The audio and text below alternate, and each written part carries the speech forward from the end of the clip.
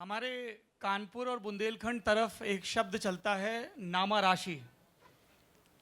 तो जब आप बड़े हो रहे होते हैं तब आप मामूली होते हैं और आप देखते हैं यार मेरे नाम जैसे कौन से ऐसे बड़े जाबड़ किस्म के लोग हैं जिनका नाम लेके हम चौड़े हो सकें स्कूल में। अबे देखो इस नाम के वो हुए हैं। तो सौरभ नाम के जो बड़े शख्स हुए हैं, मैं उनके साथ आज मंच पे बैठा हूँ। मेरे लिए ये बहुत ही गर्व की बात है, इसलिए आयोजकों को बहुत शुक्रिया। कौन से सौरभ शुक्ला की कहानी सुनवाऊं आपको। सौरभ फिल्म बनाएगा, मतलब 6वीं क्लास का लड़का है और पूरे स्कूल में रौला है सौरभ फिल्म बना रहा है। फिर सौरभ का एक दोस्त प्ले करते हुए बोलता है अबे तू इतना डायरेक्शन में ज्ञान दे रहा है तो खुद ही कर लेना, और सौरभ शुक्ला डायरेक्टर से एक्टर में तब्दील हो जाते हैं। फिर सौरभ शुक्ला का कुछ बरस बाद सबसे डरावना मोमेंट आता है क्योंकि लिफ्ट खुलती है और उसमें से एक आदमी सामने आ रहा है। फिर सौरभ शुक्ला 4 बंगला रोड के एक मकान में पहुंचते हैं और माफिया फिल्मों के बड़े नाम को ज्ञान देते हैं कि माफिया फिल्में कैसी होनी चाहिए। सब बहुत अच्छा चल रहा है ना, बहुत सारे मौके मिल रहे हैं, बहुत सारी मुस्कानें आ रही हैं। फिर एक ऐसा भी दौर आता है जब 10 बरस तक सौरभ शुक्ला अपने आप से सवाल भी पूछते हैं कि क्या मुझे एक्टिंग आती है, क्या मैं सही जगह हूँ, क्या ये मुंबई मेरे लिए ही है। और खूब शिद्दत से लगातार सवाल पूछे जाएं तो जवाब आता ही है उतनी ही ईमानदारी के साथ। और फिर बर्फ़ी आती है और उसके कई बरस बाद ये फेस्ट होता है जिसके पहले दिन बर्फ़ आता है। तो लंबा सफ़र है, बहुत 1 घंटे की बातचीत में समेटना है। भाई साहब, सबसे पहले तो आप ये बताओ, हम उस जनरेशन से आते हैं जहाँ फिल्में देखने नहीं दी जाती थी। स्कूल में कहा जाता था फिल्में देखोगे तो रिक्शा चलाओगे, मैथ्स पढ़ो। सारे जहाँ का स्कोप बीटेक में नज़र आता था। तो हम तो मैथ्स की कॉपी में पीछे लिख लेते थे कि आज दोपहर में ये फिल्म आई, हमको नहीं देखने दी गई, बड़े हो जाएंगे तब देखेंगे। पर आपको ऐसा कुछ करने की ज़रूरत नहीं पड़ी। पहली बात तो ये कि मैं बता देता हूँ, अपना फैमिली का स्ट्रक्चर बता देता हूँ सबसे पहले, ताकि समझ में आ सके। क्योंकि जिस ज़माने की ये बात है, एक कुछ अनोखी सी फैमिली थी। सभी की फैमिली अनोखी होती है, हर बच्चे को लगता है कि उसकी फैमिली अनोखी है। मुझे भी ऐसे ही लगता था, लेकिन ये मुझे बहुत बाद में पता लगा। मेरे बहुत सारे दोस्त जो, जैसा तुमने कहा कि भाई फिल्में देखने नहीं दी जाती थी, 6 महीने में कहीं भाग के चुपचाप फिल्म देख के आ गए तो देख के आ गए, और अगर पता लग गया घर में तो पिटाई होती थी। लेकिन हमारी फैमिली जो थी सौरभ, वो ऐसी थी कि माता पिता को फिल्म देखने का बड़ा शौक था। तो हर संडे माता पिता सुबह एक अंग्रेज़ी फिल्म देखते थे मॉर्निंग शो में, और शाम को एक हिंदी फिल्म देखते थे। तो महीने की 4 फिल्में तो हम लोगों के लिए फिक्स थी। और मेरा भाई जो है वो मुझसे 10 साल बड़ा है, तो वो चूँकि मुझसे बड़ा था और वो इंडिपेंडेंट हो गया था, तो उसको महीने में कुछ 4 फिल्में और देखने का उसको था कि मतलब तुम्हें इजाज़त है कि तुम 4 फिल्में और देख सकते हो, जिसमें से छोटा भाई होने के नाते कम से कम 2 फिल्मों में लटक के मैं चला जाता था। तो कुल मिला के मेरे हिस्से में महीने की 6 फिल्में आ जाती थी। And watching films for me was a very very normal experience, क्योंकि मैं बचपन से फिल्में देखता था। मेरे दोस्त बहुत रश करते थे मुझसे इस बात पे कि अरे यार ये तो हर संडे चला जाता पिक्चर देखने के लिए और हर पिक्चर की कहानी सुनाता है। That's what happened in my childhood. And because in my family structure, मैं थोड़ा सा करेक्शन कर देता हूँ। इंट्रोडक्शन में बताया गया था कि my mother is the first tabla player. She is not the first tabla player, she is the first lady tabla player, जिनको भोपाल में ही प्रथमा का अवार्ड भी मिला था। तो वो महिला तबला वादक हैं। मेरे पिताजी जो हैं वो म्यूज़िकोलॉजिस्ट और वोकलिस्ट, आगरा घराने से। दिल्ली यूनिवर्सिटी में जो म्यूज़िक फैकल्टी है, music faculty and fine arts faculty जो है, उसके वो डीन रहे, वहाँ प्रोफेसर हुए। तो कला का माहौल हमारे घर में था, और कला में कोई भी चीज़ आप करना चाहते थे तो उस पर रोक टोक नहीं थी। हालांकि हम उस देश से हैं जहाँ पर कला को बहुत लंबे समय तक प्रोफेशन, प्रॉपर प्रोफेशन नहीं माना गया। तो ये डर हमारे माँ बाप में भी था और वो चाहते थे कि पढ़ाई, जो फॉर्मल पढ़ाई है, वो उनके बच्चे पूरी करें। तो मैंने कॉमर्स पूरा किया, जैसे तैसे पूरा किया, लेकिन कर लिया। लेकिन कला में कुछ भी मैं करना चाहता था। जैसे I remember I started painting when I was a child and my hand was quite all right. So मुझे पेंटिंग से कभी रोका नहीं गया। फिर मैंने लिखना शुरू किया तो वो भी रोका नहीं गया कभी। और नाटकों में बाद में मैं आया तो भी मुझे रोका नहीं गया। बस इतनी शर्त थी कि आप अपनी जो एजुकेशनल क्वालिफिकेशन है उसको पूरा ज़रूर करें। तो बस इतना ही, इस तरह का माहौल जो है वो मेरे घर का रहा। वो क्या रौला था स्कूल में, सौरभ फिल्म बना रहा है, सौरभ फिल्म बना रहा है, फोटो फोटो फोटो फोटो बन गई फिल्म। तो ये किस्सा मैं बता देता हूँ। मैं 6th स्टैंडर्ड में था और मैं शरीर से, शुरू से, बचपन से ऐसा ही रहा हूँ। मतलब जिसको कहते हैं बड़े सभ्य तरीके से जिसको कहा जाता है कि हेल्दी रहा हूँ बहुत। तो लेकिन उस हेल्दी रहने का फ़ायदा बहुत कुछ होता है। आप खुश रहते हैं, मुस्कुराहट रहती है आपके चेहरे पे, लोग आपको देख के हंसते हैं, वो खुश होते हैं। लेकिन महिला मित्र नहीं बन पाती हैं, ये भी एक सच्चाई होती है उसकी। तो आप एक थोड़ा अपनी आइडेंटिटी को ढूंढते रहते हैं, कुछ एक ऐसा स्पेशल जो आपके अंदर हो, जो लोगों को अट्रैक्ट कर सके। बहुत सारी चीज़ें हैं। मैं जैसे चित्रकला कर लेता था, म्यूज़िक फैमिली से आया था तो गा भी लेता था थोड़ा बहुत। मेरे दोस्त मुझे बहुत स्पेशल मानते थे। 4-5 दोस्तों का हमारा ग्रुप था, वो बहुत स्पेशल मानते थे और मैं उनका लीडर हुआ करता था। तो 6th स्टैंडर्ड में मैंने उनको कहा कि यार देखो, हर बच्चा ज़िंदगी जी रहा है और ये बहुत ही नॉर्मल सी, स्टेल सी लाइफ है, बहुत ही मंडेन लाइफ हर बच्चा जीता है। अपने घर जाता है, वापस आ जाता है, स्कूल में काम करता है, फिर वापस चला जाता है, एग्जाम्स में अच्छे नंबर ले आता है। We think we should have something special. तो मेरे दोस्तों ने कहा कि भाई क्या स्पेशल कर सकते हैं। मैंने कहा हम लोग फिल्म बना सकते हैं। अब आपको ये समझना पड़ेगा कि मैं दिल्ली में था और दिल्ली का कोई ताल्लुक नहीं था फिल्मों से। सिर्फ वो जो गॉसिप मैगजीन्स आती थी, मायापुरी हो गई या सुषमा, या सुषमा नहीं, क्या फिल्मी कलियां या ऐसी इस नाम की कुछ गॉसिप मैगजीन्स आती थी, उतना ही हमारा नाता था। लेकिन मैं थोड़ा पढ़ता रहता था तो मुझे बहुत थोड़ा सा एक बड़ा फेडेड लॉजिक एक मालूम था मेरे को कि फिल्म जो है वो मिश्रण होता है कई फ्रेम्स का, कि कई फ्रेम्स होते हैं और जब वो फ्रेम एक साथ चलते हैं प्रोजेक्टर में तब उससे पिक्चर मूव करती है। ये एक बेसिक मुझे मालूम था। तो मैंने अपने दोस्तों को कहा कि भाई हम लोग फिल्म बना सकते हैं, क्योंकि मेरे भाई के पास कैमरा है। उन्होंने पूछा कौन सा कैमरा है, तो मेरे भाई के पास अक्फा 3 करके, क्लिक 3 करके कैमरा आता था, स्टिल कैमरा, वो स्टिल कैमरा था।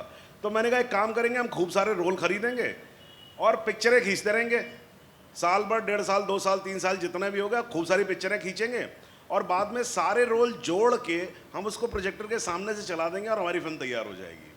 It was a very stupid logic because films are not made that way. Because films capture frames 24 frames per second.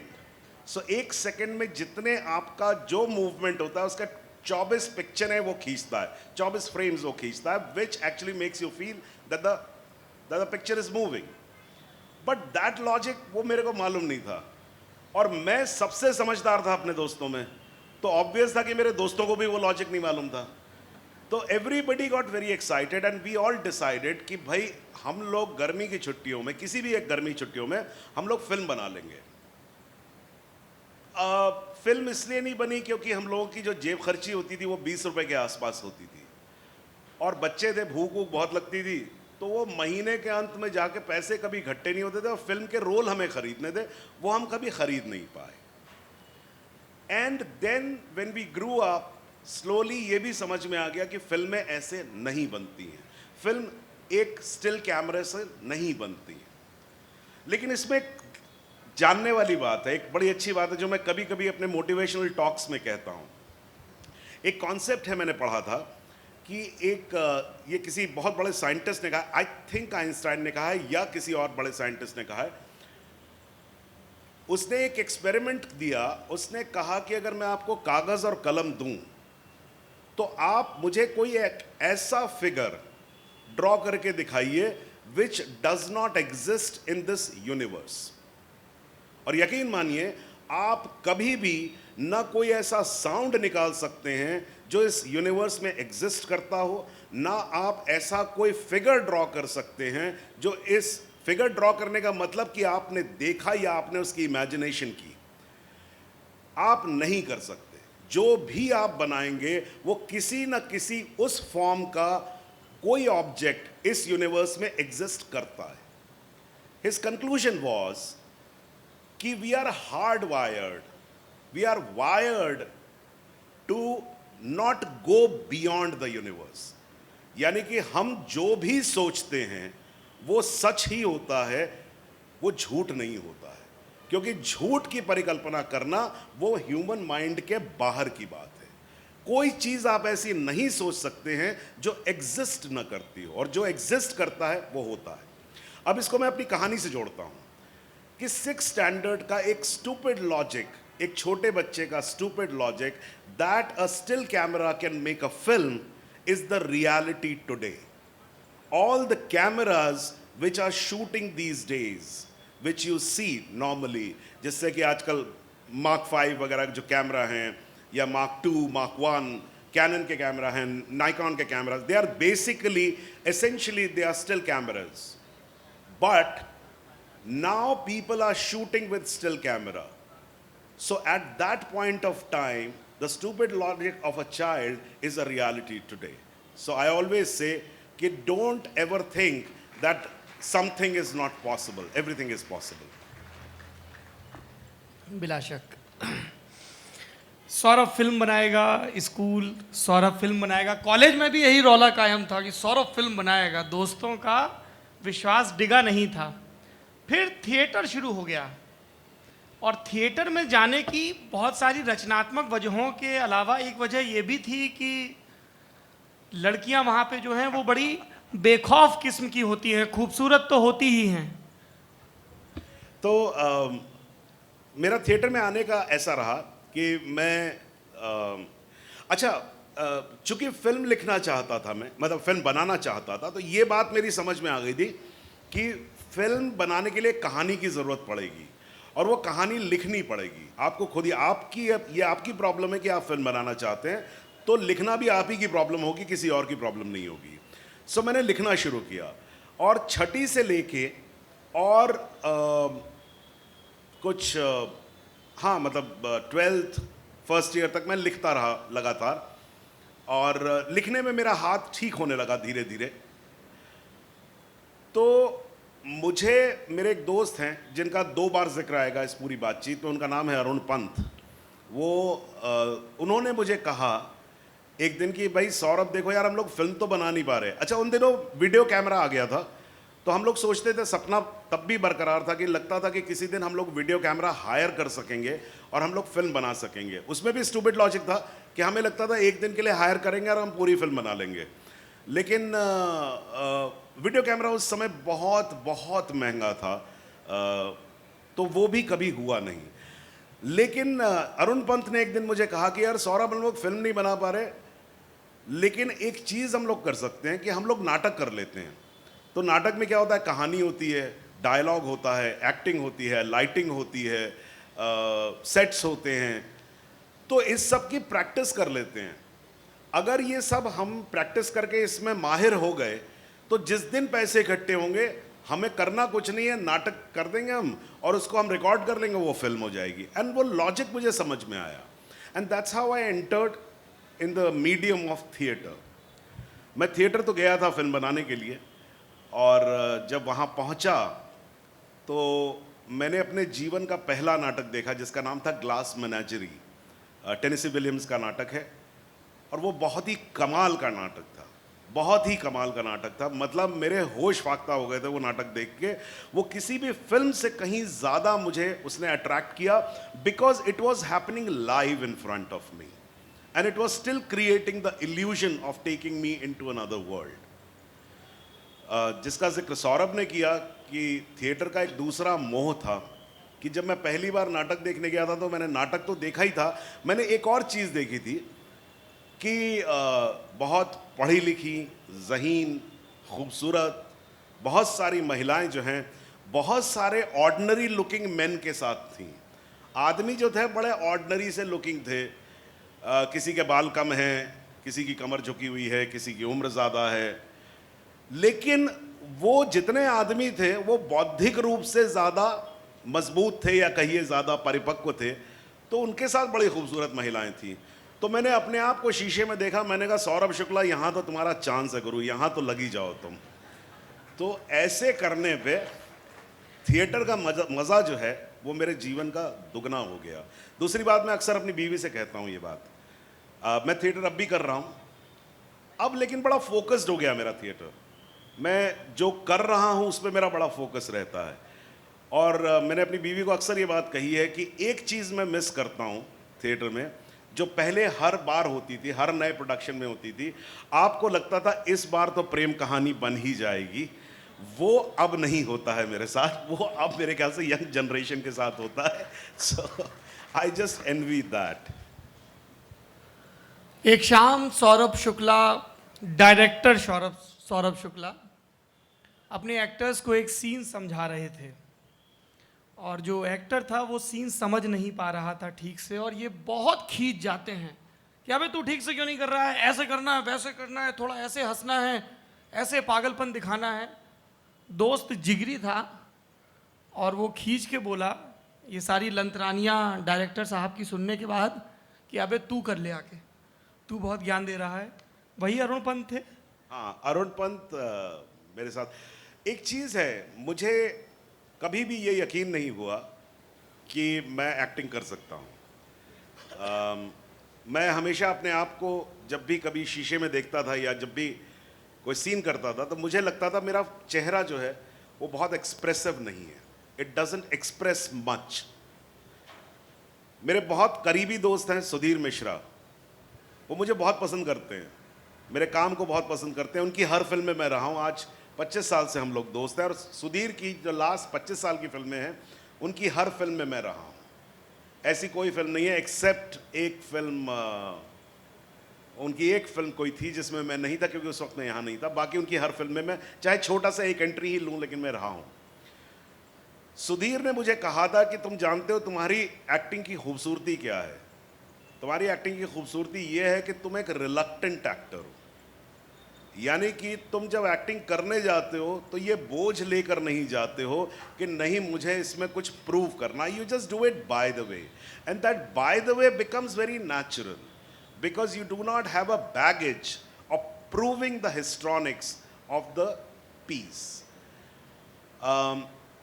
ये एक्टर बनने की जो बात है, मैं एक्टर कैसे बना, वो यही घटना है। मैं कभी भी एक्टर नहीं बनना चाहता था, मेरा सिर्फ एक ही ध्येय था, मैं फिल्में बनाना चाहता था या नाटकों में नाटक डायरेक्ट करना चाहता था। अब डायरेक्शन के लिए लिखना बहुत ज़रूरी आना होता है, अगर आप राइटर हैं तो आप ज़्यादा समझ रखते हैं उस पीस की, तो लिखता था मैं, एक्टिंग में बिल्कुल नहीं करना चाहता था। तो मैं यही सीन समझा रहा था, एक पागल का छोटा सा रोल था, वो अरुण पंत जो है उसको मैंने कुछ डांट दिया लोगों के सामने, लड़के लड़कियां सब बैठे हुए थे तो वो भी चिढ़ गया, उसने कहा यार इतना ही आसान है तो ठीक है करके तुम ही दिखा दो ना कि क्या है। एंड आई डिड इट, और होता क्या है, acting is a process, it's a lesser process which is physical, it is more of a mental process. यानी कि अगर आपके दिमाग ने उस बात को समझ लिया, जो बात आप एक्टिंग करते वक्त करना चाहते हैं, आप बेहतर एक्टर हो जाएंगे, आप बड़ी आसानी से कर पाएंगे। उसी को अगर आप फिजिकली करना चाहेंगे तो वो बहुत मुश्किल होता है। तो चूंकि वो नाटक लिखा मैंने था, डायरेक्ट मैं कर रहा था, तो उसकी समझ, उस कैरेक्टर की समझ मुझे पूरी थी। तो मैंने उसको कहा इसमें क्या मुश्किल है यार, मैंने उसको करके दिखाया, and people around me liked it. So when they liked it, I liked myself. and I thought, why not? And I started acting. So I enjoy acting very much, but as correctly Sudhir says, I am not stressed about acting, and that is what I enjoy about acting when I act. ये सबक जिंदगी के बाकी चीज़ों पर भी लागू हो सकता है, लोड नहीं लेना चाहिए। फिर सौरभ शुक्ला एक्टर हो गए, दिल्ली में थिएटर सर्कल में ठीक ठाक रसूख हो गया, पर पैसा नहीं मिलता था ठीक से। और फिर घर वालों का जोर कि भाई कमाना भी है। तो एक जो लोग दिल्ली के थिएटर सर्कल से वाकिफ़ हैं, बड़ा नाम वहाँ का नाथ साहब, श्री राम रिपर्टरी देखते थे उन दिनों वो? हाँ जी, वो वहाँ डायरेक्टर थे श्री राम रिपर्टरी के। श्री राम रिपर्टरी के डायरेक्टर थे। और उन्होंने सौरभ शुक्ला को ये गए, बोले साहब हमको रिपर्टरी में एक्टर बनना है। तो रिपर्टरी में जो लोग एक्टर बनते हैं उनको एक महीने की तनख्वाह मिलती है। तो उन्होंने एक शर्त के साथ इनको रखा, बोले तुम एक्टर बहुत अच्छे हो, सब कुछ है, पैसा मिलेगा, इतना मिलेगा, लेकिन तुम नेशनल स्कूल ऑफ ड्रामा की रिपर्टरी मत भाग जाना। और आप भागे। मैं चाहता हूं कि आप भोपाल की जनता को सारे ब्यौरों के साथ वो वाकया बताएं, क्योंकि वो बहुत दिलचस्प है। अच्छा, तो ये एक बहुत इंटरेस्टिंग मोड़ था मेरी ज़िंदगी में। जैसा सौरभ ने कहा कि मैं थिएटर कर रहा था, थिएटर में पैसा नहीं होता है, और मेरी उम्र हो गई थी तकरीबन 27 साल उम्र हो गई थी मेरी, और मैंने तब तक कमाना शुरू नहीं किया था। 27 साल की उम्र तक मैं घर पे डिपेंडेंट था। मेरे पेरेंट्स उस वक्त मॉरिशस में थे, मेरे पास फ्लैट था जहाँ पर मैं माँ बाप के फ्लैट में रहता था, और घर का खर्चा वर्चा जो खाना वाना जो है, राशन पानी जो है, वो माँ बाप से ही आता था।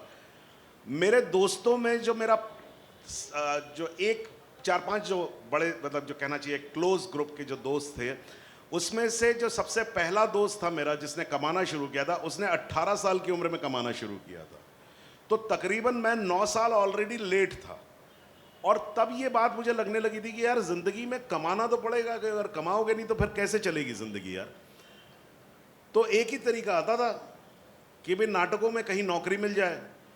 तो दिल्ली में 2 ही ऐसी रेपेट्री कंपनीज थी जो आपको पैसे देती थी, एक थी श्री राम रेपेट्री कंपनी और एक थी एनएसडी रेपेट्री कंपनी। यहाँ पर आप नौकरी कर सकते थे। तो एनएसडी रेपेट्री कंपनी वो बहुत ही मुश्किल प्लेटफॉर्म था, क्योंकि एक तो मैं एनएसडी का था नहीं, मैं स्कूल का पढ़ा हुआ नहीं था, एक बात तो ये थी। दूसरी बात, वो बहुत अहम साल था क्योंकि 14 साल के बाद मिस्टर इब्राहिम अलकाजी साहब जो थे वो वापस आ रहे थे थिएटर में। So from India every theatrist wanted to be a part of NSD Repertory Company because Mr. Alkazi was returning after 14 years. It was like a big event. तो मैंने अपनी सच्चाइयों को देखा, सोचा, समझा, परखा। मैंने कहा यार सौरभ, तुम्हारा तो चांस है नहीं एनएसडी रेपेट्री कंपनी में। नाथ साहब मुझे बहुत पसंद करते थे, राजेंद्र नाथ, जो श्रीराम रेपेट्री के डायरेक्टर थे। तो मैंने कहा श्रीराम रेपेट्री में मैं जो अगर वो कर दूँ, अप्लाई कर दूं, तो यहाँ उम्मीद है। तो मैंने श्रीराम रेपेट्री में एप्लीकेशन डाल दी, और चलते चलते ऐसे ही बिना सोचे समझे मैंने आधा पौना फॉर्म भर के एनएसडी में भी ऐसे ही छोड़ दिया था, लेकिन उसका कोई मतलब नहीं था, वो फॉर्म भी पूरा नहीं लिखा था मैंने। और वहीं पहुंच के भरा था। हाँ, वहीं वो जाते 5 बजे बंद हो रहा था, तब उस वक्त मैंने जाके वहां पर भर दिया था। मुझे नाथ साहब ने बुलाया और उन्होंने मेरा कोई इंटरव्यू नहीं लिया। उन्होंने मुझे सीधा कुर्सी पे बिठाया और मुझसे ये पूछा, आप तनख्वाह कितनी लेंगे?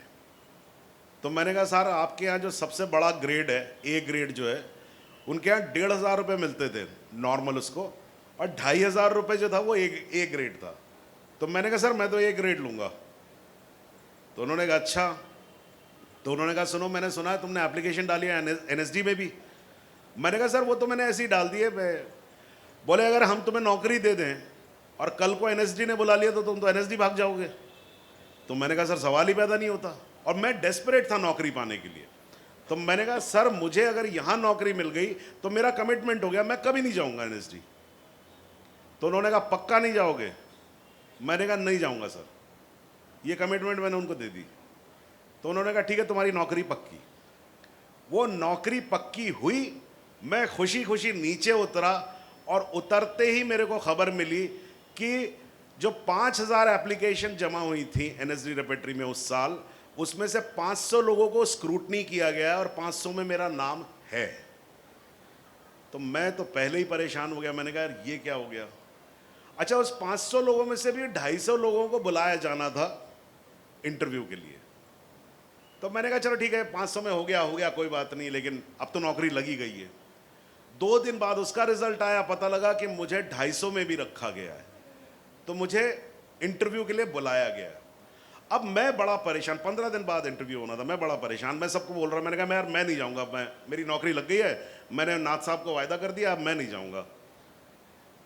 लेकिन 15 दिन तक मेरे दोस्त मुझे समझाते रहे कि भाई एटलीस्ट वहां जाके माहौल तो देखो, वहां जाके देखो तो सही, वो एशिया की सबसे बड़ी रेपेट्री कंपनी है, ये सम्मान की बात है कि उन्होंने तुम्हें बुलाया, एटलीस्ट इंटरव्यू तो दे के आओ।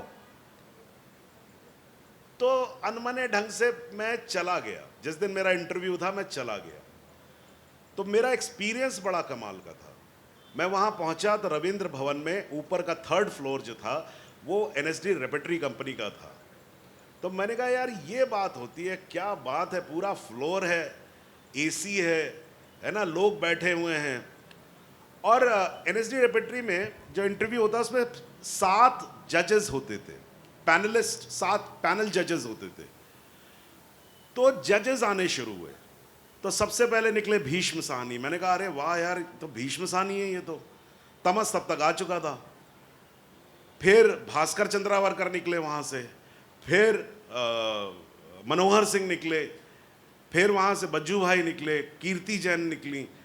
तो मैंने कहा कि ये जलवा बहुत सही है यार, कि मतलब 7 लोग इंटरव्यू लेंगे यार, ये ऐसे होता है इंटरव्यू? ये होता है इंटरव्यू। तो मतलब वहाँ तो नाथ साहब ने बड़े प्यार से बुलाया, बिठाया, बोले इंटरव्यू भी नहीं लिया, बोले चलिए बताइए क्या पैसे लेंगे। तो मैंने कहा मज़ा तो आएगा।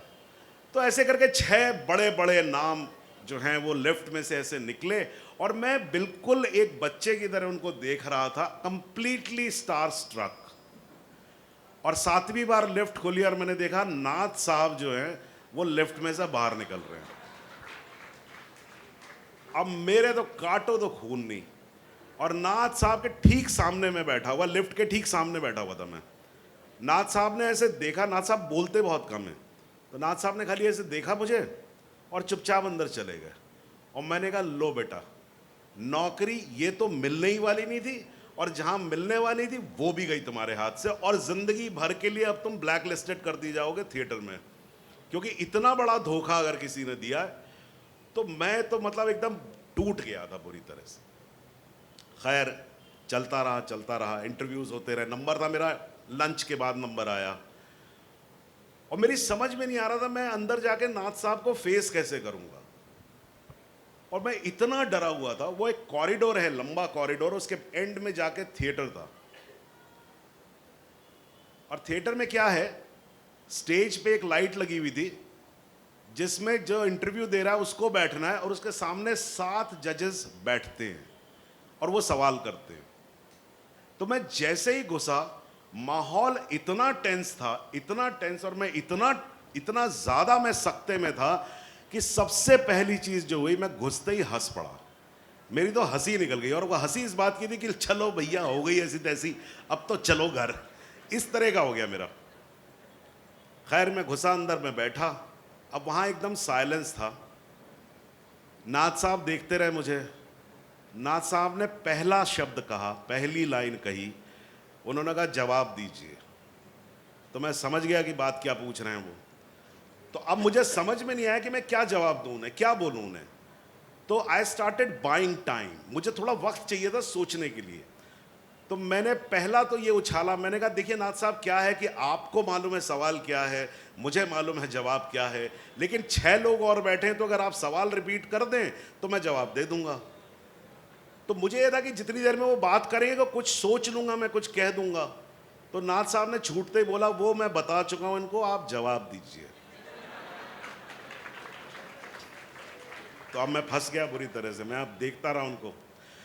तो बिना सोचे समझे मैंने कहा कि नाथ साहब, मैंने आपको कहा था कि अगर मुझे नौकरी मिल जाएगी मैं नहीं आऊंगा एनएसडी, और मैं आया हूं। उसकी 3 वजह हैं। वो क्या 3 वजह हैं वो मुझे नहीं मालूम थी, लेकिन मैंने बोल दिया। मैंने कहा कि 3 वजह हैं। बोले बोलिए। एक तो बहुत कम शब्द इस्तेमाल करते हैं वो, ऐसा भी नहीं कि अच्छा आप बताइए क्या, ऐसा नहीं बोलते हैं, सीधा बोलिए। इतने में बात खत्म हो गई। तो मैंने जल्दी से कुछ सोचा। मैंने कहा देखिए क्या है, 15 दिन पहले नौकरी मिली थी। मैंने 15 दिन पहले एक वायदा किया था, लेकिन 15 दिन इंसान की जिंदगी में बहुत होते हैं अपने फैसले को बदलने के लिए। बोले ये कोई जवाब नहीं है, दूसरा रीजन बताइए। तो तब तक थोड़ा सा एक पॉइंट मिला मुझे। तो मैंने कहा कि नाथ साहब क्या है कि श्रीराम रेपेटरी कंपनी जो है वो सिर्फ हिंदी प्लेस करती है, और एनएसडी जो है वो वर्ल्ड थिएटर करती है। यहाँ शेक्सपियर भी होता है, इब्सन भी होता है, जर्मन प्लेस भी होते हैं। श्रीराम जो है वो सिर्फ हिंदी के राइटर्स का करती है। बोले ये भी कोई जवाब नहीं है, और बताइए क्या तीसरा रीज़न क्या है। अब तीसरे रीज़न कुछ था नहीं। मैंने कहा ऐसा है नाथ साहब, आपके यहाँ मुझे 2500 मिलने वाले थे, यहाँ 4000 रुपये मिलेंगे। एंड इसके बाद नाथ साहब ने मुझे बहुत सपोर्ट किया, और उन्होंने पैनल को बोला कि मुझे इस आदमी का इंटरव्यू लेने की जरूरत नहीं है, because I think if anybody deserves this seat, this is the man. And I got that job. And you will be surprise to know कि उस साल एनएसडी रेपेटरी कंपनी में कितनी सीटें थी? सिर्फ 1। And I got that. Saurabh Shukla की ज़बान से मैं ये कहानी आप लोगों को इसलिए भी सुनवाना चाहता था कि आपको ये यकीन रहे और आपकी ज़िंदगी में कभी ऐसा मौका आए कि राजेंद्र नाथ जैसे लोग भी होते हैं जो अपने सारे व्यक्तिगत आग्रहों दुराग्रहों को परे रख देते हैं जब उन्हें संस्थान का लाभ दिखता है। अब तो सौरभ शुक्ला एक्टर भी हो गया, डायरेक्टर भी हो गया, एक्टर भी हो गया, पर अभी फिल्म बननी शुरू नहीं हुई थी, जो 6वीं क्लास का प्रॉमिस था। रेपर्टरी में आप थे, 2 बड़े इंटरनेशनल प्रोजेक्ट्स में आपकी कास्टिंग कमोबेश हो गई थी, little Buddha and the Buddha of suburbia. और इसलिए जब शेखर कपूर बैंडिट क्वीन के लिए कास्टिंग करने आए थे, जिसमें ज़्यादातर रेपर्टरी के लोग थे, आपने इच्छा नहीं दिखाई थी। फिर किन्हीं वजहों से वो 2 प्रोजेक्ट्स नहीं हुए, तो ना इंटरनेशनल प्रोजेक्ट रहे ना बैंडिट क्वीन रही। और तब आया दिल्ली में ही एक प्ले, मेरे ख्याल से वो दिल्ली में आपका आखिरी प्ले था उस कंटिन्यूटी में जी। खूबसूरत बहू जी आप और सीमा विश्वास। जी। सीमा की कास्टिंग हो चुकी थी, आप सिर्फ वहीं थे। सीमा की बैंडिट क्वीन में भी कास्टिंग हो चुकी थी। दर्शक दीर्घा में आपकी तरह एक व्यक्ति बैठा था जिसका नाम था शेखर कपूर। क्या बातचीत हुई आपकी शेखर से प्ले के बाद, वो बताइए। दरअसल तो बात नहीं हुई थी, बात तो की ही नहीं थी उन्होंने, खाली देखते रहे थे मुझे बुला के पीछे ना, बस ऐसे खड़े होके। मैं बताता हूँ किस्सा क्या हुआ था। तो आपको 2 चीज़ें मालूम है, और शायद पिछली बार मैं आपको तीसरी चीज़ बताना भूल गया था। बताता हूँ। किस्मत जब उड़ान पे होती है तो बहुत कुछ होता है।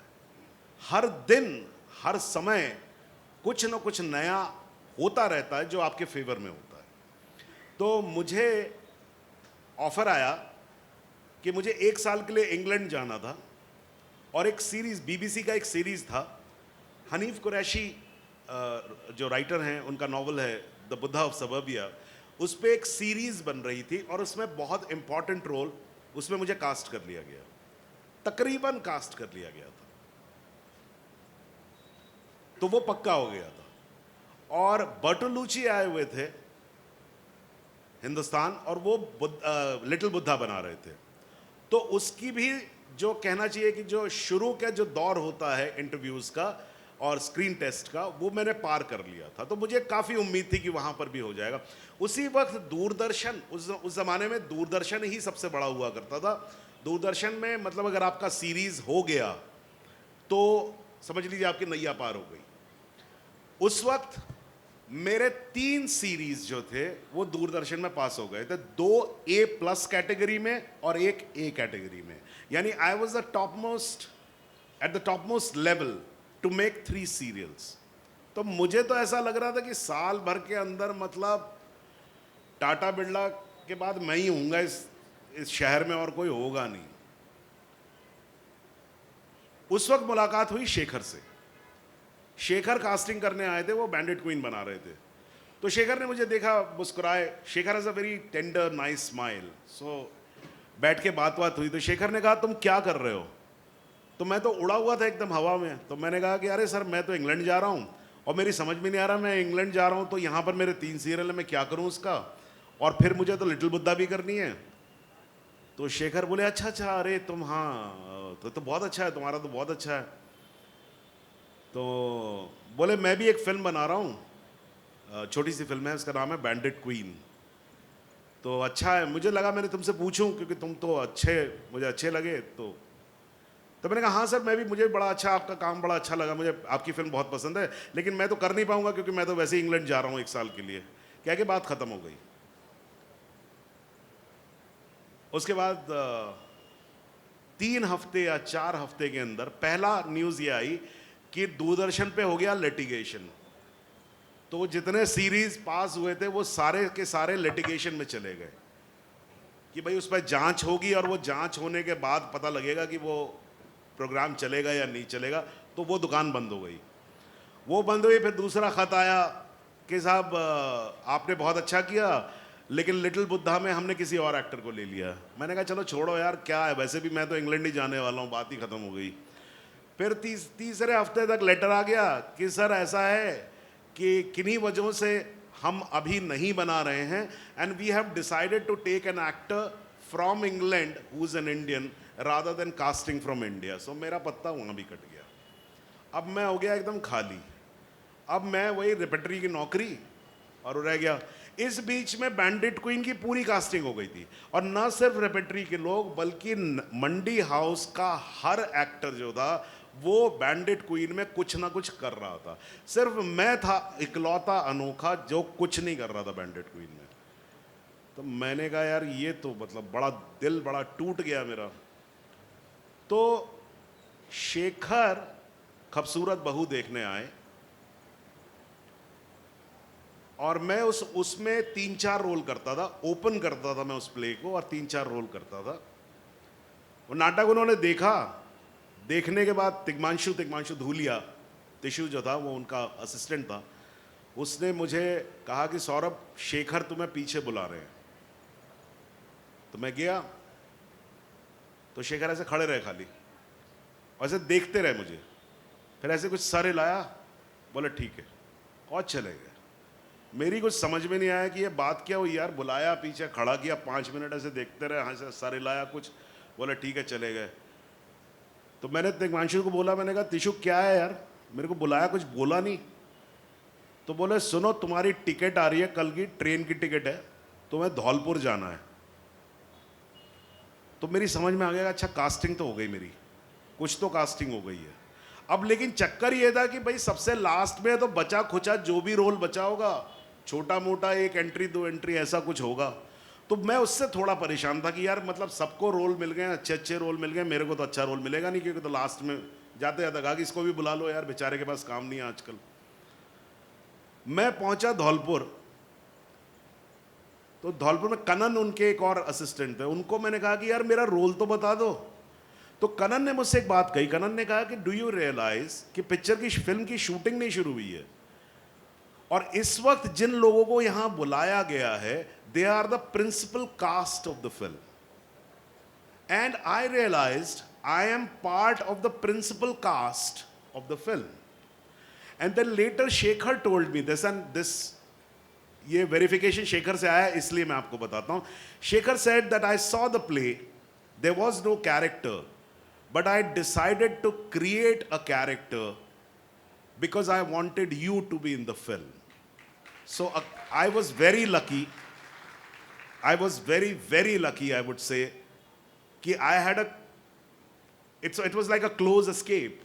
मतलब मैं आज यहाँ नहीं होता, लेकिन चूंकि वो नाटक देख लिया उन्होंने, पता नहीं उनको क्या पसंद आया मुझ में इतना, उन्होंने कहा नहीं यार ये एक्टर तो होना चाहिए, because it was a very grim film and he wanted an actor who can bring smile.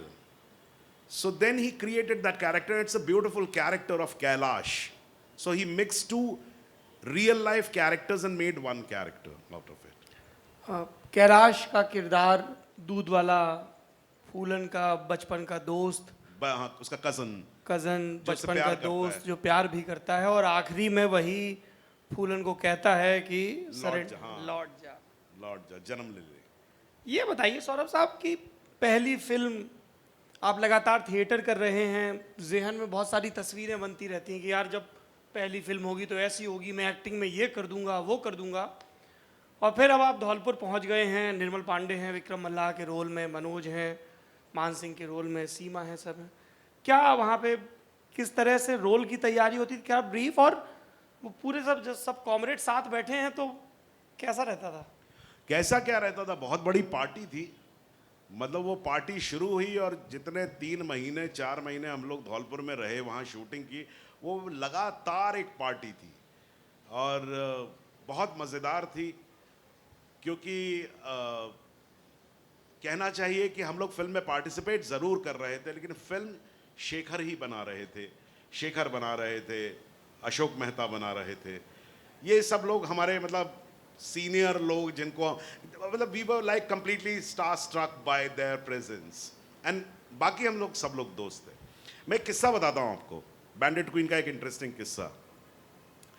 क्या है, आप जब भी ऐसी जगहों पर जाते हैं, और ख़ास तौर से अगर आप बीहड़ के इलाके में जाएंगे, गांव में जाएंगे, तो जो आदमी आपको मिलेगा, चाहे वो दूध वाला हो, चाहे वो वहाँ चपरासी हो, चाहे वो सड़क पर झाड़ू लगा रहा हो, या किसी बैंक का क्लर्क हो, वो कहीं ना कहीं साइड में आपको ये बताता हुआ मिल जाएगा कि हम भी डकैत थे बॉस, ये काम करने से पहले हम भी डकैती किया करते थे. तो हर आदमी जो है वो डकैत होता है, नाम किसी का नहीं सुना होता है, लेकिन हाँ होता हर कोई डकैत है वहाँ पर. बागी जिसको वो लोग बोलते हैं, वो लोग डकैत माने लुटेरा या क्रिमिनल नहीं मानते हैं उसको, बागी उसको एक ओहदा मिला होता है. और गांव का कोई सरपंच जो है वो भी आके आपके कंधे पे हाथ रख देता है, कुछ भी मतलब ऐसा चलता है. तो एक बार मैं शूटिंग कर रहा था. अच्छा, हम लोगों का क्या था कि एक्टर्स जो थे, जो मेन एक्टर्स थे, वो वन विभाग में एक गेस्ट हाउस था, वहाँ रुके हुए थे, जो कि धौलपुर जो शहर है उससे 20 किलोमीटर दूर जंगल में था. तो हम लोग शूटिंग के बाद धौलपुर आते थे, और धौलपुर से एक्टर्स के लिए एक कार जाती थी, जिसमें सीमा, मैं, निर्मल, मनोज वाजपेयी, सब लोग बैठ के, गोविंद नामदेव, हम लोग सब लोग जाते थे. तो अब सब दोस्त थे, तो एक ही कार में जहां पर मतलब 3 लोगों को बैठ के जाना चाहिए, वहां 5 लोग 6 लोग बैठ के चले जाते थे. और रास्ते में अपने थोड़ी आदतें खराब थी, मतलब या अच्छी आदतें कह लीजिए, जो भी बियर वगैरह जो भी है, हम लोग लेके वो रास्ता हम लोग तय किया करते थे. एक दिन मैं शूटिंग पे पहुंचा, मैंने देखा एक दुबला पतला सा सादे गांव के कपड़े में एक आदमी जो है, वो ऐसे थोड़ा सा, उसके चाल में ही एक एटीट्यूड था. वो कैमरे के सामने से ऐसे निकला, तो मुझे लगा अच्छा भाई ये कोई होंगे, सरपंच होंगे, चलो ठीक है, बात खत्म हो गई. फिर वो आदमी मुझे दोबारा दिखाई पड़ा, फिर वो शेखर के साथ कहीं बैठा हुआ था ऐसे, और शेखर कंधे पे उसने ऐसे हाथ रखा, फोटो खिंचवाई.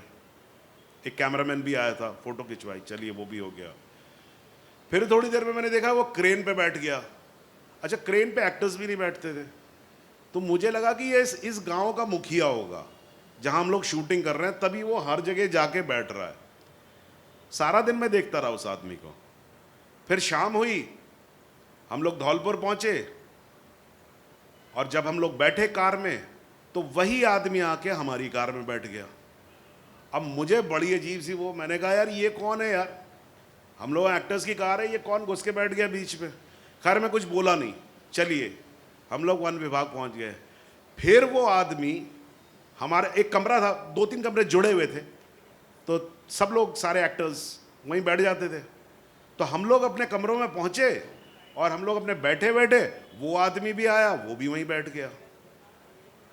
तो थोड़ा जब बियर का सुरूर थोड़ा सा आगे बढ़ा तो मनोज मेरे पास में बैठा हुआ था। तो मैंने मनोज को कहा, यार ये कौन है यार, ये सुबह से एकदम मतलब एकदम चले ही आ रहा है, चले ही जा रहा है, कमरे में आ गया, कौन है, कौन ये आदमी? धीरे से कहा मैंने, बहुत जोर से नहीं कहा था। तो मनोज ने मेरी तरफ ऐसे देखा जैसे मैं पागल हो गया हूं, उसकी आंखें फटी रह गई। फिर वो ऐसे मुड़ा, उसने कहा, अरे तू मिला नहीं है इनसे? ये मानसिंह है, डाकू मानसिंह। उसके बाद मानसिंह ने मुझे अपना कार्ड दिया, मैं वो कार्ड आज तक नहीं भूला हूं। उस कार्ड पे लिखा हुआ था, भूतपूर्व दस्यु सम्राट मानसिंह।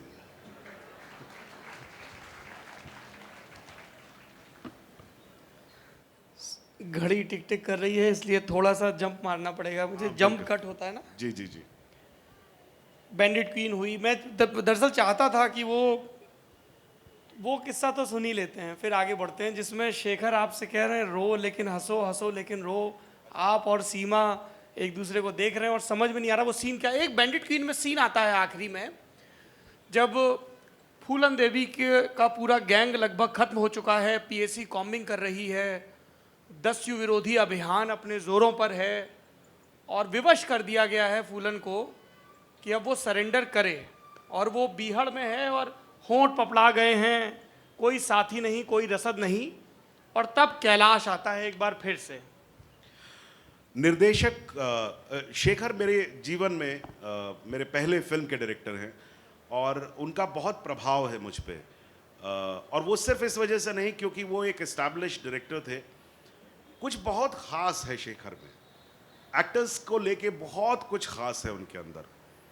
तो ये जो सीन बताया सौरभ ने, वो जिन लोगों ने बैंडिट क्वीन देखी है या दोबारा जब आप लोग देखें उस सीन को ध्यान से देखिएगा, बड़ा मार्मिक और बहुत अच्छा सीन है वो सीन ये है कि फूलन जो है वो भाग रही है पुलिस से, और पुलिस जो है एनकाउंटर मोड में है, और वो लगातार जो है एक के बाद एक जितने वहाँ के जो डकैत थे उनका सफाया हो रहा है, गोली से उड़ाया जा रहा है उनको, and she is on a run.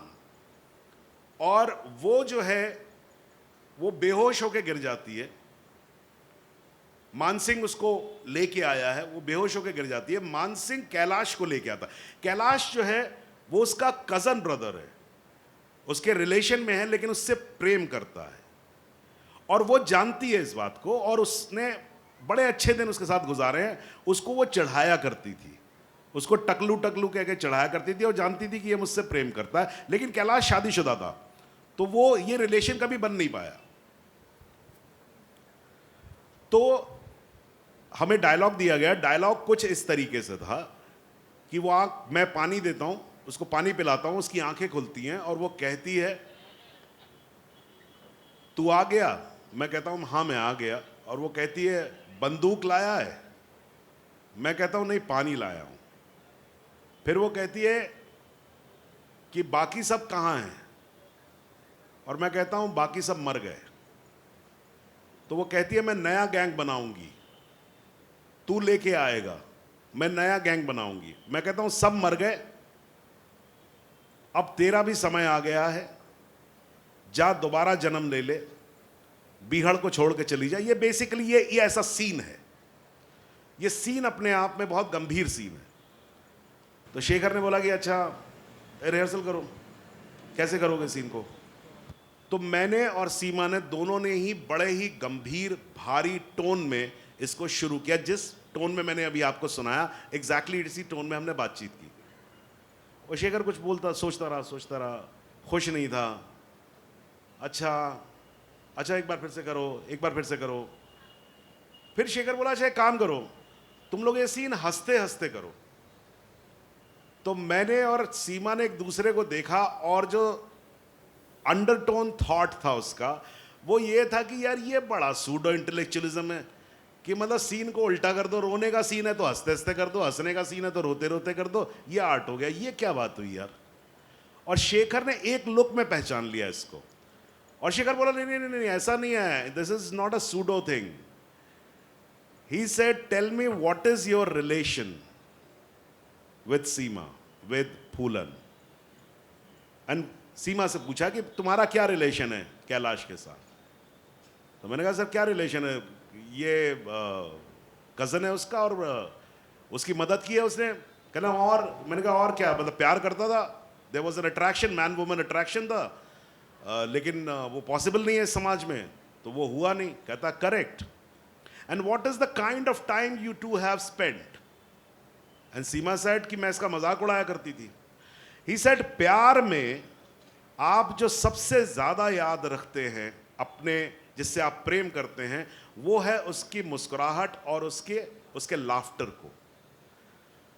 तो उन्होंने कहा कि सीमा तुम इसलिए हंस रही हो क्योंकि तुम उस मुस्कुराहट को याद दिलाना चाहती हो उसे कि मैं वही लड़की हूं जिससे तुम प्रेम करते हो, तो तुम मेरी मदद करो.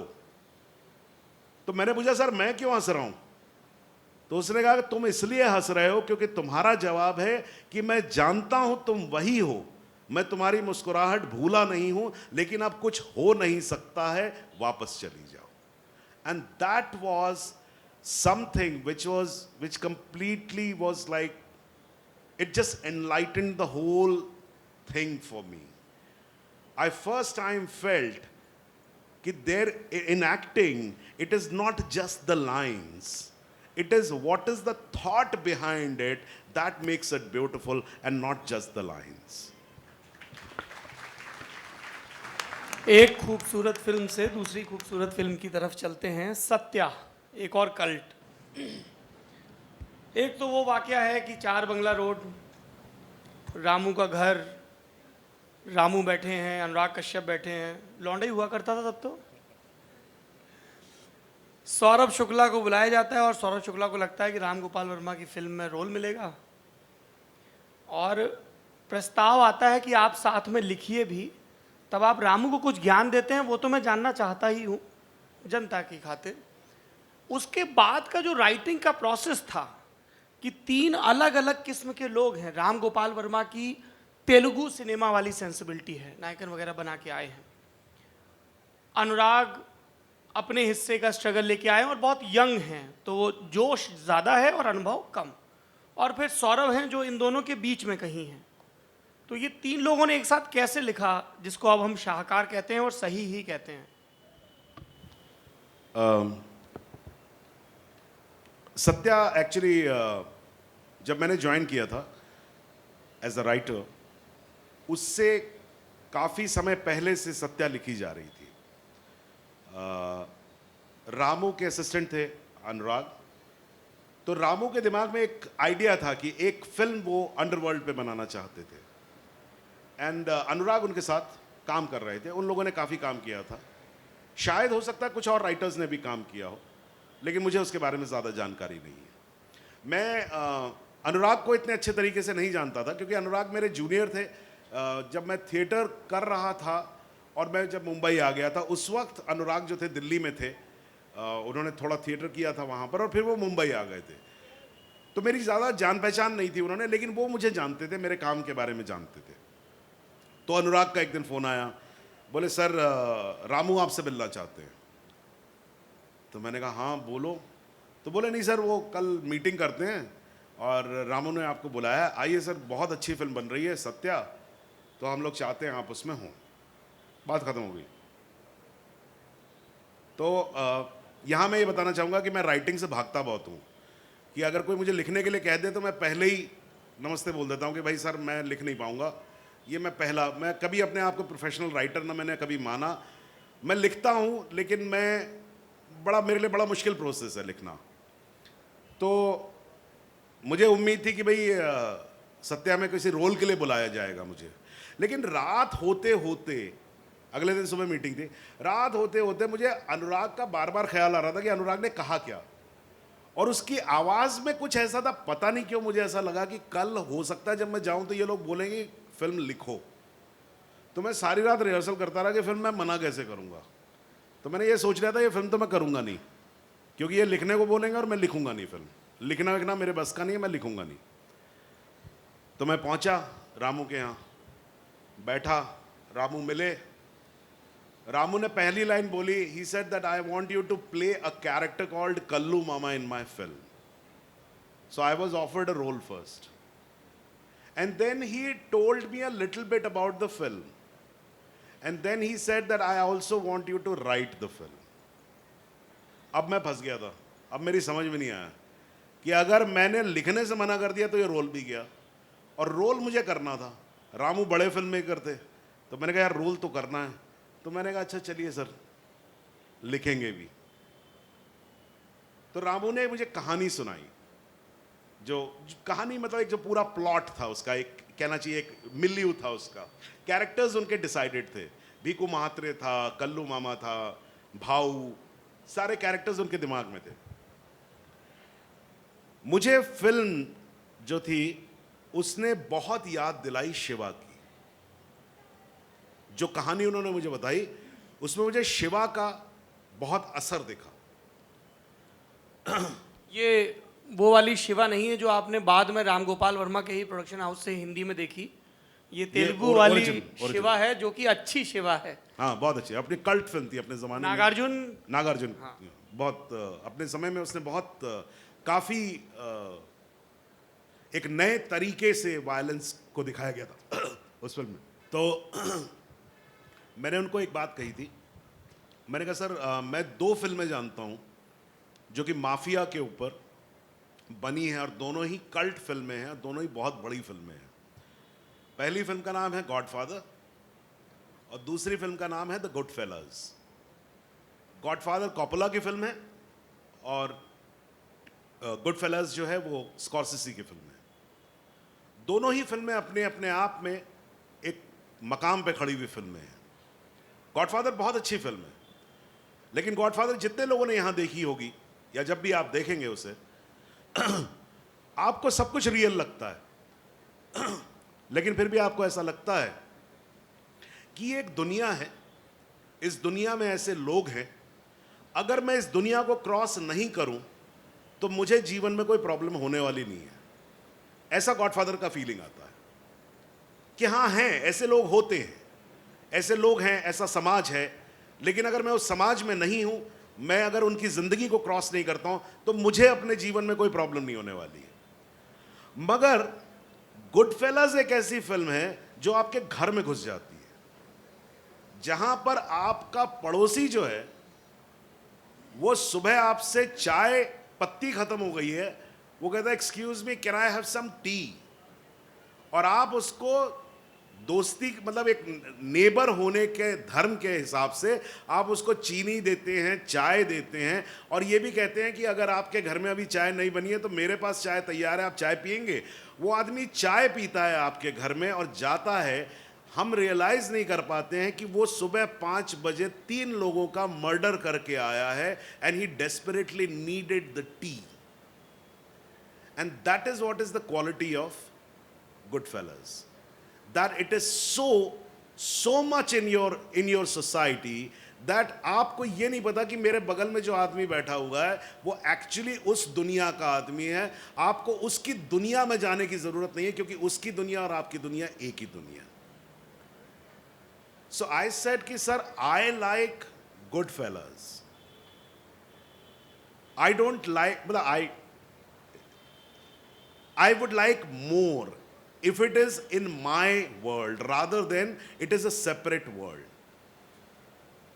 अनुराग की भी ये बहुत फेवरेट फिल्म थी, मनोज की भी बहुत फेवरेट फिल्म थी, और रामू को भी ये फिल्म बहुत पसंद थी. So we decided that we will create a film which is day to day, and that is what is special, that was special about Satya. क्योंकि सत्या में आप ये देखते हैं कि भीकू महात्रे जो है वो चाय पी रहा है और बात कर रहा है कि उसको उड़ाया कि नहीं उड़ाया, और चाय पीते पीते वक्त उसके बच्चे वहां से भाग के जा रहे हैं, और वो बच्चों को कहता है ए चल, अल्लाह मत मचा, चल चल चल चल उधर हो, अच्छा उसको उड़ाया कि नहीं उड़ाया. बीवी आके चाय का वो गरम कप लगाती है और कहता है क्या है. So life is very normal, it is like our life. The only difference is their profession is different. So we might be shooting films, they are shooting people. That is the only difference. And I think that was very unique in Satya. That you saw the gangster's life, the crime world, not as a कि ये बुरे लोगों की एक दुनिया है. ऐसा नहीं था कि वो बुरे लोग जो हैं उनका पेट जो है वो सांप होता है या मगरमच्छ होता है. ऐसा नहीं था. उनका पेट भी एक खूबसूरत कुत्ता होता है, छोटी बिल्ली होती है, वो भी अपने बच्चों से प्यार करते हैं. उसमें भी मियाँ बीवी के झगड़े जो हैं इसी बात पे हैं कि तुम लेट आते हो, या तो तुम कत्ल करते रहते हो, या तुम जेल में पड़े रहते हो, या दोस्तों के साथ शराब पीते हो. घर पे टाइम कब दोगे? घर पे टाइम दो, वो ज़्यादा इंपॉर्टेंट है. बीवी की प्रॉब्लम वही है जो कि एक आर्टिस्ट की बीवी की प्रॉब्लम है, या एक मैनेजमेंट का जो मैनेजर लेवल का जो आदमी है उसकी बीवी की प्रॉब्लम है. प्रॉब्लम सबकी बिल्कुल नॉर्मल है, but it's a world of crime. शुक्रिया सर. आप ये सब बता रहे थे और मुझे ध्यान आ रहा था कि वासेपुर में भी इस चीज़ को और अच्छे से मतलब और फैला के किया गया है कि वो सब डिस्कस कर रहे हैं. और वो फ्रिज बंद कैसे होता है, वो एक सीन है ऋचा का. अब एक और जंप मारते हैं क्योंकि घड़ी बड़ी तेज़ी से जंप मार रही है और फ्लाइट भी है आपकी. मीटिंग एक पहले ही पोस्टपोन हो चुकी है. सब कुछ बड़ा अच्छा अच्छा चल रहा है. सत्या एक्ट कर लिया, कल्लू मामा का कल्ट रोल लिख ली, सब कुछ. फिर एक दौर आता है और मैं उस दौर के बारे में चाहता हूं कि आप ज़रूर बताएं, क्योंकि ज़िंदगी में सार्थक बने रहने के लिए बड़ा ज़रूरी है कि हम अपनी नाकामियों को कैसे हैंडल करें, ये शऊर सीख लें. सफलता में तो सब बह ही जाते हैं. तो एक दौर आता है 10 बरस का, मतलब फिल्में आप कर रहे थे लगातार, मतलब मेरे पास पूरी फेहरिस्त है. लेकिन अगला जो जिक्र आता है वो बर्फी का आता है, इंस्पेक्टर दत्ता के रोल का. बीच में जो कुछ था वो बस था ही. ये वो वाला सौरभ नहीं था जो कैलाश का रोल करता है कि गंभीर है लेकिन हंस के करना है, या जो लिटिल बुद्धा के लिए सिलेक्ट हुआ था. उस दौर में आपने अपने आप को कैसे थापी देते रहे आप, वो तो बताइए. सत्या सभी जानते हैं, Satya was an overnight hit and we were nobodies. हम लोग सत्या में हम लोगों की जो सफलता थी वो इस बात की भी थी कि हमसे कोई एक्सपेक्टेशन नहीं थी लोगों की. अरे ये कौन आदमी है यार, ये बड़ा अच्छा किया यार इसने, यार पहली फिल्म में इतना अच्छा किया. उनको लग रहा था ये पहली फिल्म है. उनको ये मालूम नहीं था कि भाई इससे पहले नाटक भी कर चुके हैं और भी कर चुके हैं. तो लोगों के लिए वो बहुत बड़ी बात थी. तो we were suddenly as if we were born in Satya and the babies were very talented. Overnight success मिली, but for me I realized that was the worst time of my life which started there. And why I am saying that, because जब success पहली बार आती है आपके पास में अचानक, तो इतना कंफ्यूज करती है वो आपको कि आपकी समझ में ही नहीं आता कि करना क्या है. तो जैसे ही पता लगा, जैसे अब फिल्मों में ये होता है, जैसे ही मुझे पता लगा कि मैं एक सक्सेसफुल एक्टर के रूप में एक्सेप्ट कर लिया गया हूं, अब मुझे ये समझ में नहीं आ रहा था कि सक्सेसफुल एक्टर जो होता है उसका बिहेवियर कैसा होना चाहिए. तो मैं आपको बताता हूं मैंने क्या किया था. मैंने एक कार खरीदी थी जो कि उस ज़माने में मारुति 800 कार थी, मिड लेवल की कार थी, कोई महंगी कार नहीं थी. वो कार मैंने खरीदी. लेकिन मुझे ये समझ में आया कि भाई स्टार्स जो होते हैं वो अकेले नहीं चलते हैं, तो उनके साथ उनका स्टाफ चलता है. तो स्टाफ में कितने लोग होते हैं भाई? कम से कम आपका एक मैनेजर होगा, एक आपका स्पॉट बॉय होगा, 2 हो गए, एक आपका मेकअप मैन होगा, 3 हो गए, एक आपका ड्राइवर होगा, 4 लोग हो गए. अब ये 4 लोग चलेंगे किस में? चलेंगे मेरी कार में. मारुति 800 बहुत छोटी सी कार होती है, 5 लोग नहीं बैठ सकते उसके अंदर. 4 ही बैठ जाए मुश्किल से तो बहुत बड़ी बात है. तो 5 लोग बैठेंगे. अब मैं दिल्ली का लड़का, दिल्ली में जो बड़े आदमी की इमेज होती है, जो रईस की इमेज होती है, वो ड्राइवर के बगल में नहीं बैठता है, वो पीछे की सीट से उतरता है. तो वो पीछे की सीट से उतरेगा तो पता लगेगा हाँ ये बड़ा आदमी है. आगे की सीट से उतरा तो होगा, हो सकता है स्टाफ का कोई आदमी होगा, ऐसा होता है. तो अब मारुति 800 में 5 लोग चलते थे. मेरा ड्राइवर आराम से अपनी सीट पे बैठता था, मेरा मैनेजर उसके बगल वाली सीट में बैठता था, मेरे पीछे मेरा स्पॉट बॉय बैठता था एक बगल में, दूसरे बगल में मेरा मेकअप मैन बैठता था. मेरे लिए इतनी सी जगह बैठती थी और मैं पूरे रास्ते ऐसे बैठा रहता था. और मैं बैठा रहता था सिर्फ उस इमेज को कायम करने के लिए कि कार से उतरने वाला पहला आदमी सौरभ शुक्ला नहीं होना चाहिए, वो पहले उसका स्टाफ उतरना चाहिए। ये कंफ्यूजन 1 साल चला। उस 1 साल में हुआ यह कि मैंने लोगों से बात करना बंद कर दिया, क्योंकि बड़ा आदमी जो है वो ज्यादा बात नहीं करता है, वो खाली देखता है, ऐसे देखता है। कोई नमस्ते करता है तो उसको धीरे से ऐसे नमस्ते करके वो चला जाता है। उसका नमस्ते भी पूरा नहीं होता है, थोड़ा आधा थोड़ा बचा के रखता है। हर बार वो कहते हैं ना कि बूंद बूंद से सागर भरता है, तो वो अपना सागर वैसे ही भरता है बड़ा आदमी। तो मैं ऐसे ही दूसरों को, दो लोगों को देखता था, नमस्ते करता था, और जब लोग मेरी तरफ नहीं बढ़ते थे तो दिल पे चोट लगती थी कि अरे यार इसने सत्या नहीं देखी क्या, इसको ये समझ में नहीं आ रहा कि मैं बड़ा एक्टर हूं। तो ये सब दिक्कतें शुरू हो गई। फिर जितना मैं अपने स्टाफ को दे रहा था पैसे, जो मुझे ही देने पड़ते थे, जितना मैं दे रहा था, मुझे समझ में आया यार कि मैं इतना तो अपनी माँ को नहीं देता हूँ साल में। तो मैंने कहा ये हो क्या रहा है यार, मतलब मेरा स्टाफ मेरे साथ जाने के लिए, जो कि मैं तकलीफ में जाता हूँ और काम कुछ नहीं होता है। स्पॉट बॉय का काम क्या होता है? स्पॉट बॉय यानी आपका पर्सनल असिस्टेंट। अब पूरे दिन आपको क्या ज़रूरत होती है कि भाई एक काम करो, पानी पिला दो। तो पानी तो कोई भी पिला सकता है, लेकिन आप अपने लड़के को अपना ग्लास देके भेजते हैं कि नहीं मेरे ग्लास में पानी लेके आ, नहीं चाय लेके आ, मेरे कप में लेके आ, और चाय मेरी स्पेशल बनवा। तो चाय आपका पीने का मन अभी है, मिलती वो 45 मिनट बाद है। तो ये सारे कंफ्यूजन से होके मैंने कुछ साल 1.5 साल बाद अचानक एक दिन फैसला किया। मैंने कहा ना मेरा मैनेजर होगा, ना मेरी कार कोई चलाएगा, ना कोई मुझे पानी देगा, ना कोई मेरा मेकअप करेगा। मैं अकेला जाऊंगा, अकेला काम करूंगा और अकेला वापस आऊंगा। और आज 18 साल हो गए हैं मुझे इस बात को करते हुए, and I think I am a very happy man. When I drive my car and when I'm sitting with my wife, I don't have to think that my driver is listening to what I'm talking to my wife. And I love my cars. मुझे car चलाने में बड़ा मज़ा आता है। तो जब मेरी कारें महंगी होती गई तो वो महंगी कार का मज़ा मैं लेता हूँ, मेरा ड्राइवर नहीं लेता है। ये मुझे समझ में आ गया। हाँ सॉरी, मैं इसको ज़रा सा 2 मिनट में पूरा कर देता हूँ। ये तो एक मैंने आपको एक सक्सेस का बताया कि success how it confused me, and then I realized that it's end started. Success की एक और प्रॉब्लम होती है, आपकी एक्सपेक्टेशन अपनी जिंदगी से बहुत ज्यादा बढ़ जाती है। जब मेरे पास कुछ नहीं था, जब मेरे पास सत्या नहीं थी, जब लोगों ने मुझे पहचाना नहीं था, मैं एक छोटा सा भी काम करता था और उसको जब मैं कंप्लीट कर लेता था तो मुझे बड़ी खुशी होती थी, मुझे एक सेंस ऑफ अचीवमेंट होता था।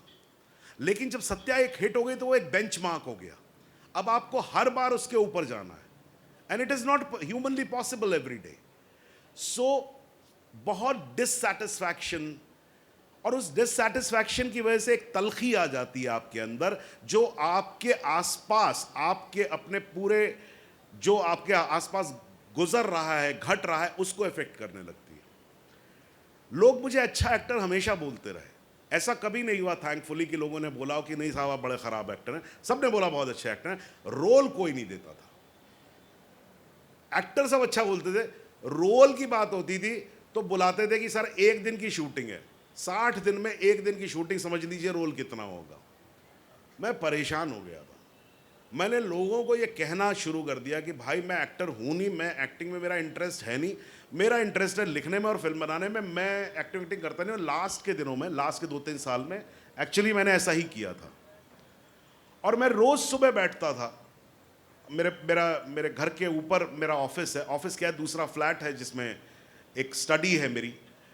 मैं रोज़ जाके बैठता था, ऊपर वाले की दया से मेरे पास खाने को था, घर थे, 2 घर थे मेरे, तो ठीक था, पैसा ज़्यादा ज़रूरत भी नहीं थी। मैं रोज़ सुबह बैठता था कि कुछ होगा, कुछ एक चमत्कार होगा आज, और वो चमत्कार शाम तक नहीं होता था। मैं फिर सोने जाता था, मैं फिर सुबह उठता था, सोचता था फिर चमत्कार होगा, नहीं होता था, मैं फिर सोने जाता था। ऐसा 5 साल 6 साल चला। और एक दिन मुझे याद है सौरभ, मैं एक दिन बैठे बैठे से सोच रहा था, कंप्यूटर मेरे सामने ऐसे चल रहा था, वो लिख नहीं पा रहा था मैं कुछ। तो मैंने अपने आप से सवाल किया था कि सौरभ तुम्हें क्या ऐसा है कि तुम्हें लगता है तुम टैलेंटेड हो, या तुम सचमुच में टैलेंटेड हो? Is it that you are talented, or is it just an idea in your head that you are talented? Because there was no one, not even on the road anybody I met who said कि sir आप काम बड़ा अच्छा करते हैं या आप actor बहुत अच्छे हैं. मुझे कोई नहीं मिलता था. Maybe I missed them. Maybe I was in a state of mind that I missed them. And then एक दिन मेरे पास फोन आता है अनुराग बासु का, और मैं इतना चट गया था कि मैंने अनुराग को बिना ये सोचे कि वो मुझे फिल्म ऑफर कर रहा है, मैंने उसको बोला, मैंने कहा यार सुनो अनुराग, फिल्म तो तुम बना रहे हो लेकिन अगर रोल है तो बुलाना यार, नहीं तो नहीं बुलाना. हो सकता है, ये अगेन मैं दोबारा कहता हूं, मेरी किस्मत थी कि हो सकता है वो इस बात पे, कोई भी आदमी चढ़ सकता है इस बात पे कि मैं तो आपकी मदद करने आया या मैं आपको कुछ ऑफर करने आया, आप पहले ही ऐंठ के जवाब दे रहे हैं मुझे. लेकिन अनुराग ने ऐसा नहीं कहा. अनुराग ने मुझसे कहा कि सर अगर मेरे पास रोल नहीं होता तो मैं आपके पास क्यों आता. And I got Barfi. I got Barfi and I was revived as an actor. I was revived. I wanted to go to the shoot every day. I wanted to act. And मैंने बर्फी शुरू की, and within 6 months I got Jolly LLB, my first film which got me national award.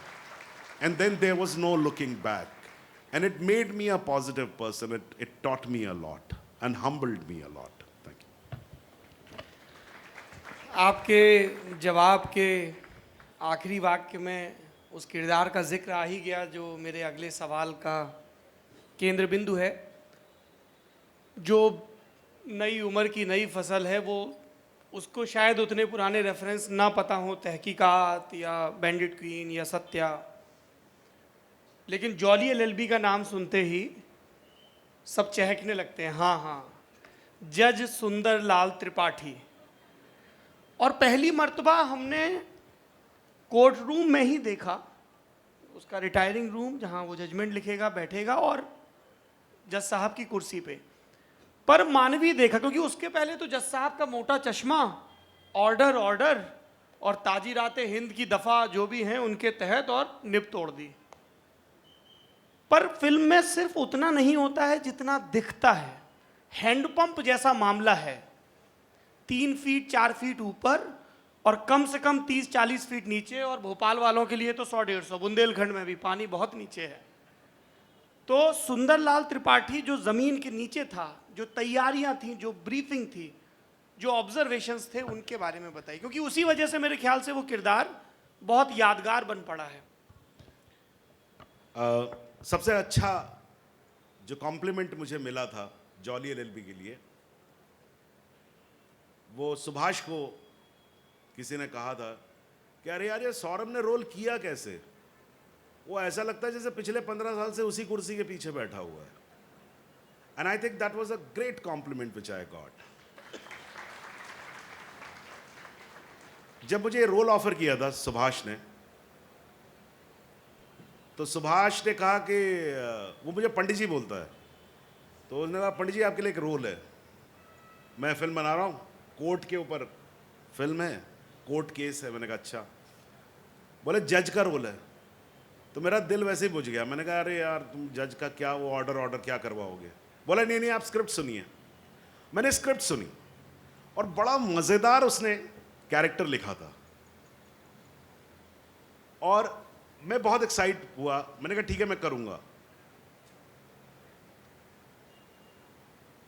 Subhash ने मुझे ये कहा कि पंडित जी मैं चाहता हूं कि ये जज का कैरेक्टर ना हो, ये एक इंसान का कैरेक्टर हो जो जज है, जिसका काम जो है वो जुडिशरी में है, लेकिन एक्चुअली वो इंसान है ना. वो इंसान कैसे है, ये सवाल उठता है कि भाई वो इंसान कैसे है. सीन ही एक आपका कोर्ट के अंदर चल रहा है, तो वो इंसान क्या, कैसे बताएंगे आप उसको इंसान.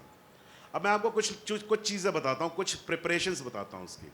एक तो सुभाष ने मेरे को कुछ 10,000 किस्से सुनाए हैं छोटी कोर्ट्स के.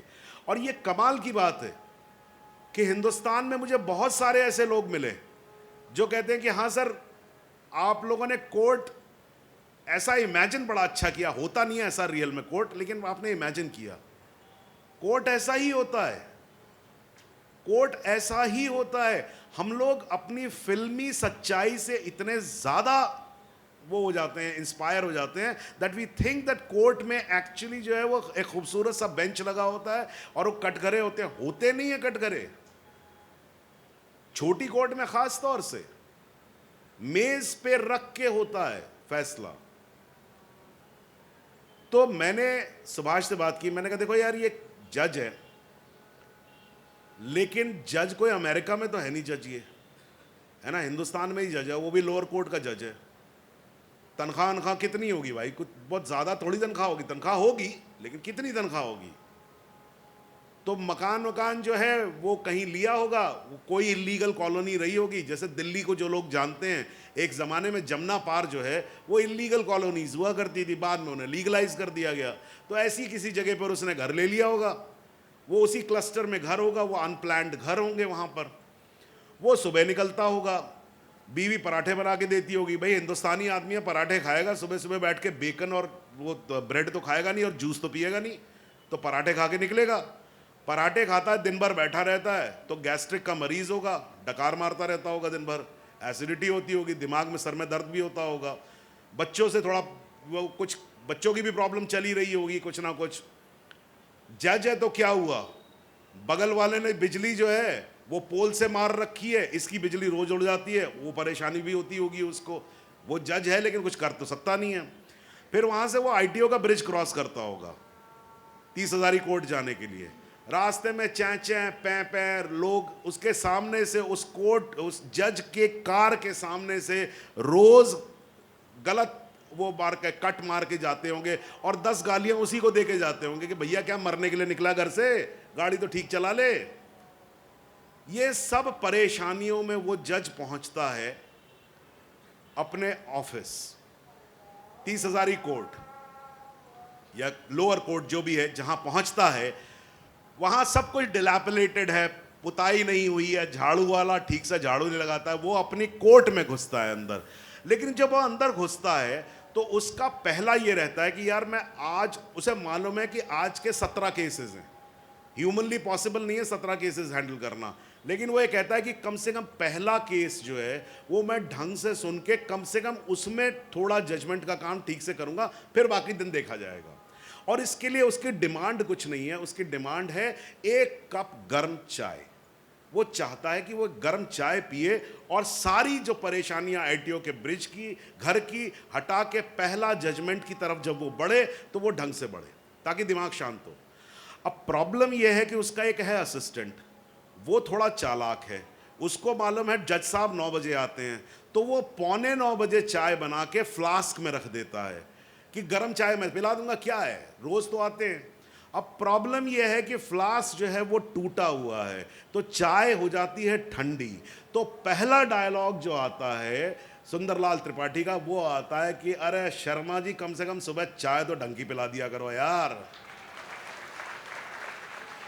सो जो हैंड पंप है वो ये डायलॉग है, लेकिन उसके पीछे का, नीचे का जो कहना चाहिए पाइप है जो कि पानी तक जाता है, वो इतना पूरा कहानी है जो हम फिल्म में नहीं दिखाते हैं। लेकिन आप उस कहानी को नहीं जान पाएंगे, लेकिन उस कहानी का आभास आपको जरूर होता है, तभी सुंदरलाल त्रिपाठी आपको इंसान लगता है, खाली एक कार्डबोर्ड कैरेक्टर नहीं लगता है। आयोजकों की तरफ से इशारा हो चुका है, इसलिए मैं लोभ होने के बावजूद अवधेश प्रताप सिंह का रोल, रामेश्वर सिंह का रोल, रेड, दासदेव, इन पर बात नहीं करूंगा। एक आपका प्ले हुआ भोपाल में, पहले भी एक बार भारत भवन में हो चुका है और कल दोबारा हुआ जी बर्फ जी।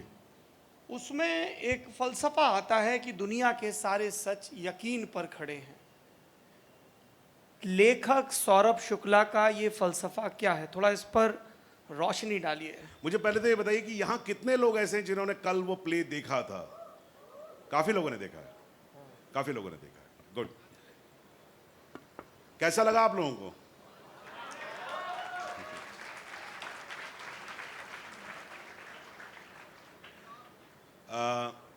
सौरभ, आप, मैं चाहता था आप कल आएं और कल आप ये देख सके, लेकिन आप भी व्यस्त थे। 2 टकिया आधी नौकरी। ये नाटक जो है वो बात करता है सच के बारे में। ठीक है, और ये बड़ा मेरा बहुत फेवरेट थीम रहा है। सच की बात हम सब लोग करते हैं। सच is a very funny thing actually. Truth जो कहते हैं ना, it's a very funny thing. मुझे बचपन में ये बताया गया था कि there is something called truth and there is something called universal truth. So universal truth का मुझे आइडिया बताया गया था। Universal truth which is universally true for everyone, कि sun rises from east and it sets in the west. पर जब मैं अब बड़ा हुआ हूं तो साइंस ही कहता है there is nothing called universal truth, because east, whose east? आप अर्थ पे खड़े हैं तो आपने अपना ईस्ट बना लिया है। चांद पे से तो वो ईस्ट अलग हो जाएगा, सैटर्न पे खड़े होंगे तो वो ईस्ट अलग हो जाएगा। So there is nothing called universal truth, it's a perspective.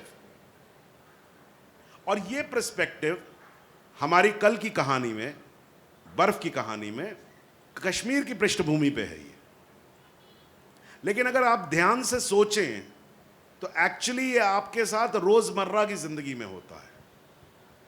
हम लोग किसी एक चीज पे यकीन करते हैं और उस यकीन को हम अपना सच बनाते हैं, and that's how we can live.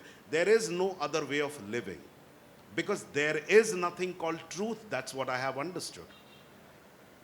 इसलिए परेशानी मुझे इस बात से होती है जब मैं ये कहता हूं कि मैं बताता हूं आपको कि सच क्या है। जब मैं ये कहता हूं, मैं ये भूल जाता हूं कि जिस जगह पे मैं खड़ा हूं सच वहां से कोई और चीज है, कुछ और दिखता है। जहां आप खड़े हैं सच वहां से कुछ और हो जाएगा।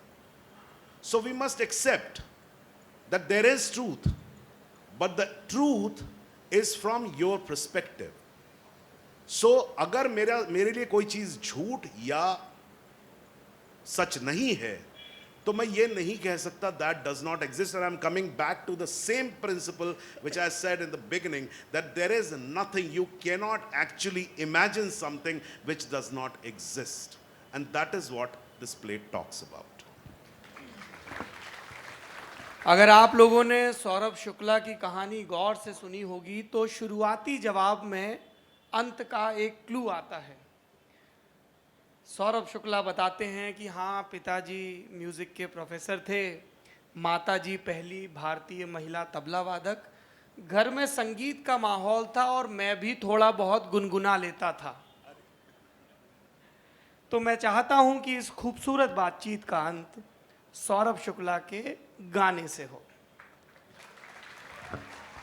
अरे भाई, मैं गायक हूं नहीं, वो मतलब एक एडेड चीज है कि क्योंकि आप थिएटर में आपको सब कुछ करना पड़ता है, और क्योंकि मैं फैमिली मेरी हमेशा म्यूजिक में रही तो थोड़ा बहुत गुनगुना लेता हूं मैं।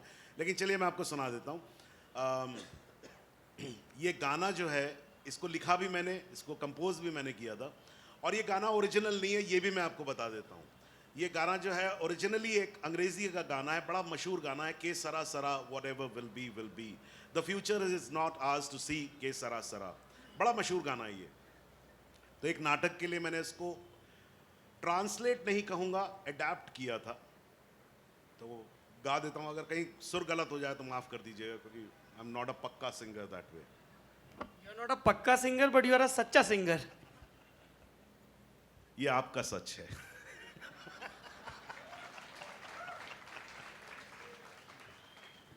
हौले पुकार के आंचल को थाम के मैंने कहा था माँ बता, हौले पुकार के आंचल को थाम के मैंने कहा था माँ बता, कल क्या होगा तू ये बता। माँ ने तब प्यार से गोद में दुलार के हंस के कहा था सुन जरा, कल की उस जेब में किसका है क्या छिपा, ये है नहीं जानना, होना है जो वो होगा।